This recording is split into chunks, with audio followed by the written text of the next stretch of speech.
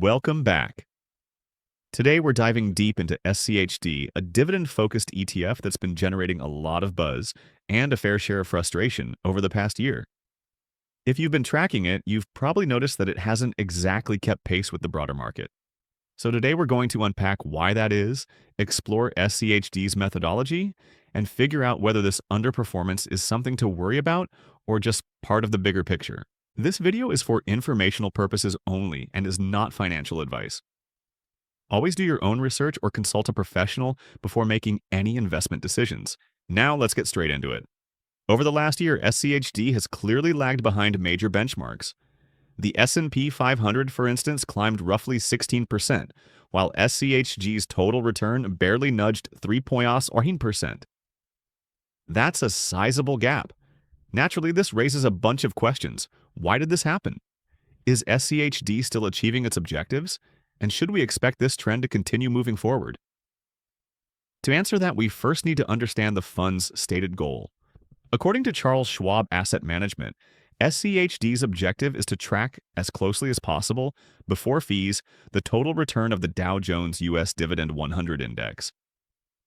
But that's just the surface. To really grasp what's going on, we need to dig into the fund's methodology.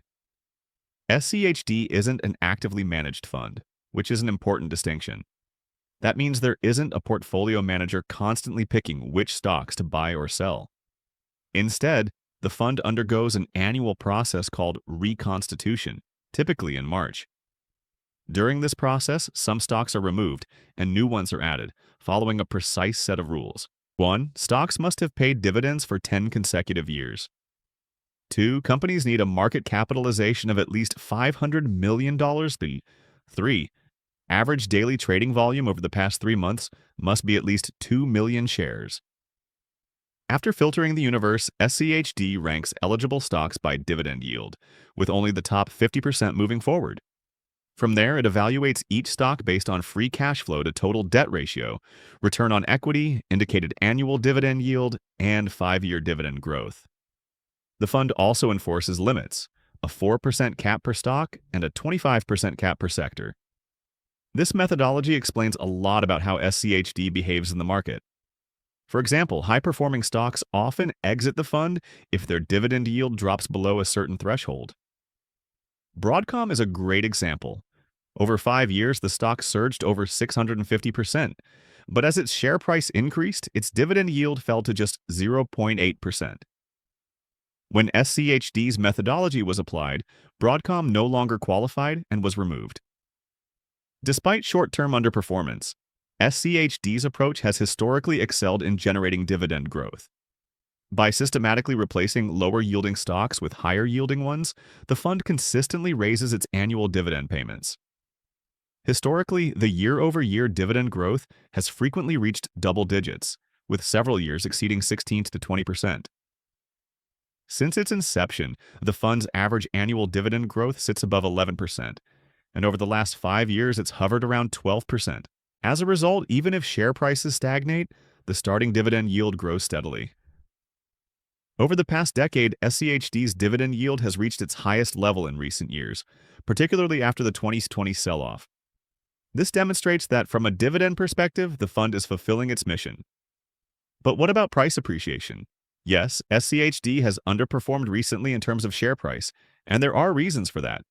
Looking beyond SCHD itself, the Dow Jones U.S. Dividend-100 Index, which it tracks, has a longer back-tested history. From 1999 to 2025, the index achieved an annualized total return of approximately 10.5%, surpassing the S&P 500's 8.2% over the same period. This highlights an important lesson. Short-term underperformance is not necessarily a reflection of a fund's long-term potential.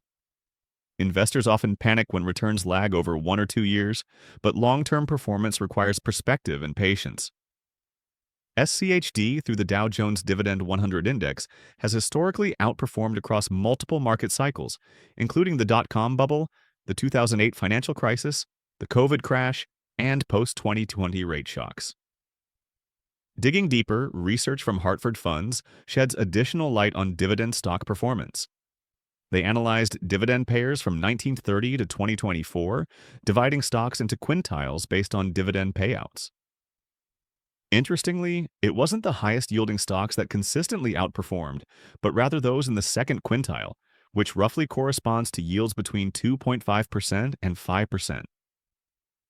This aligns perfectly with the types of stocks SCHD holds, reinforcing the strength of its methodology. Moreover, the second quintile of dividend stocks was the only group to deliver positive returns every single decade over the last century, underscoring the reliability of this approach. So, does this mean SCHD will continue underperforming the market in the near term? Possibly, especially given the current market dynamics. Since 2021, the S&P 500's gains have been heavily concentrated in the magnificent seven tech giants: Nvidia, Microsoft, Apple, Meta, and similar names. These stocks now make up over 40% of the S&P 500, an all-time high. SCHD, by contrast, has minimal exposure to these high-growth AI and tech companies. Technology comprises roughly 10% of its holdings.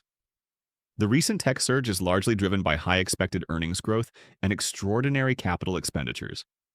If this AI boom continues, funds like SCHD may continue to lag. However, when markets experience slow growth or pullbacks, SCHD historically shines.